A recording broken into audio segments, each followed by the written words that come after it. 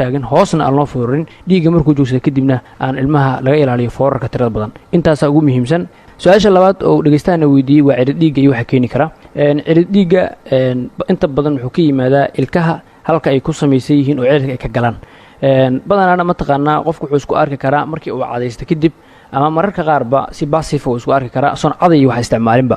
cirid dhiigga inta badan waxaa keeni kara in caabuq uu ku yimaado qaybaha ilkuhu ay ka galaan ciridka oo loo yaqaano periodontitis infection liilaano ku dhaco meeshaas kadibna uu keeno xogaa caabuq uu keeno ama meeshii inay nuglaato uu keeno kadibna dhiig badan meeshii uu ka yimaado kolkii qofka uu cadaysto ama si caadiyaba waxaa kaloo keeni kara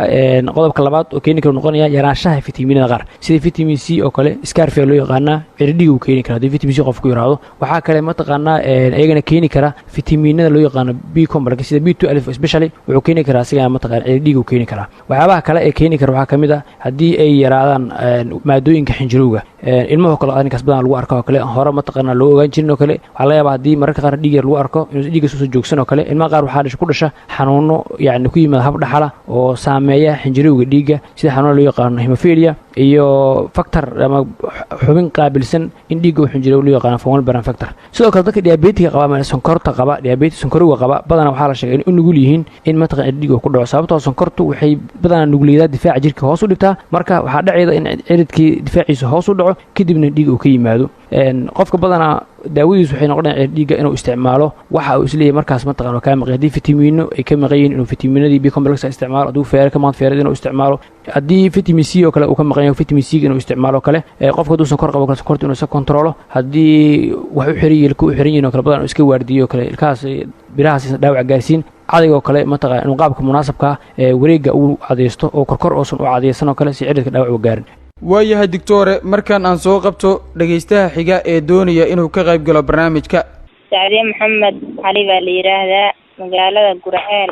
ku noolahay dhakhtarka waxaan la weydiiyo qof siis kale u fiican markuu camashoodo ee saacad kor taagnaanayo oo miirka ka tagayo inay xanuun tahay waxa haya iyo inay camalkooda inay wax kale yihiin kala garan weynay qofkaas siiska waa gabar ugu toban dadkaas dhashan dhiraysan kala 4 sano jibaa waxa weeye markii ay xanaaqdo ayay miir dawalmaysaa markaas waxa macnaheedu inay xanuun tahay in wax kala tahay waxa dhakhtarkan la weydiiyay Abdiraxmaan Saciidi waa maasantahay Gurceel joogta su'aasha inay weydiidaan guda galno xaaladda noocaas oo ah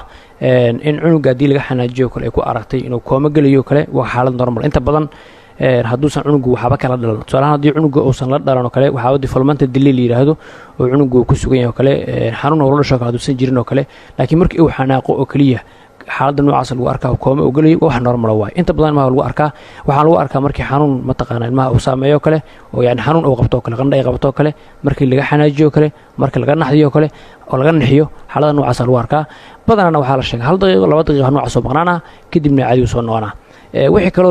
yani behaviorka cunuga iyo habdhaqankiisa ka gedisan oo qofku ku arko cunuga waxa la rabaa in dhakhtardi la xiriiro laakiin xaaladaha noocaas badan waxa la sheegay xaalada normal waay waxa lagu dadaalaa badan cunugaas inaan la sameeynin wax biyo afka looga shubin oo kale sababtoo haddii biyo lagu shubo kale oo miliya cunugii ama soo naaxa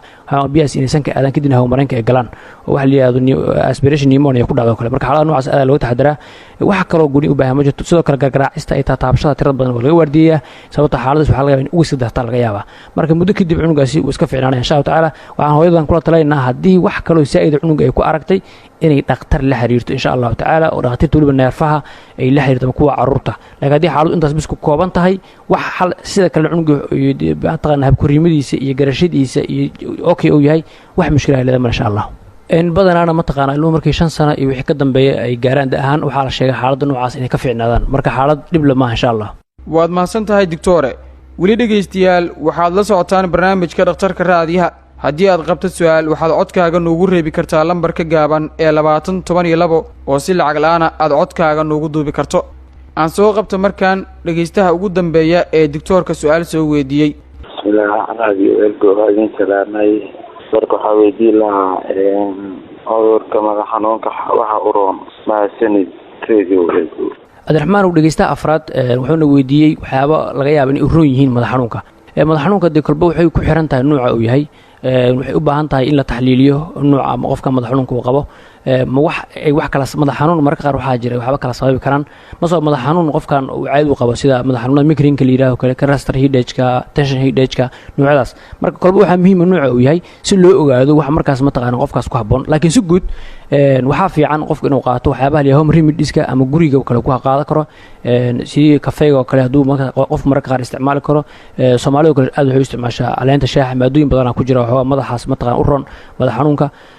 dadka qaar hadii madax xanuunka saa'idka ay waa la sheegaa xogaa barafkaas in yaani loo kubukubeeyo marka qaar waa la sheegaa saliid hadii aad madaxa marsto kale madax xanuunka oo ku masaajida madaxa ka yaraanaya daawooyinka sida aspirin-ka oo kale paracetamol-ka oo kale ayagana waa la isticmaalaa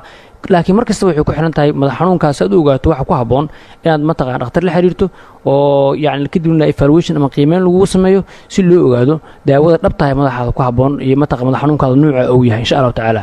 aad iyo aad ayuu u mahadsan yahay kaasi waxa uu ahaa Dr. Liibaan Axmed Cali oo toddobaadkan marti ku ahaa barnaamijka dhakhtarka raadiyaha waxa uu idinkaga imaanayay magaalada Cadaado anigu Cabdiraxmaan Rooblah ayaan idinla socodsiinayay sidaas iyo nabadgelyo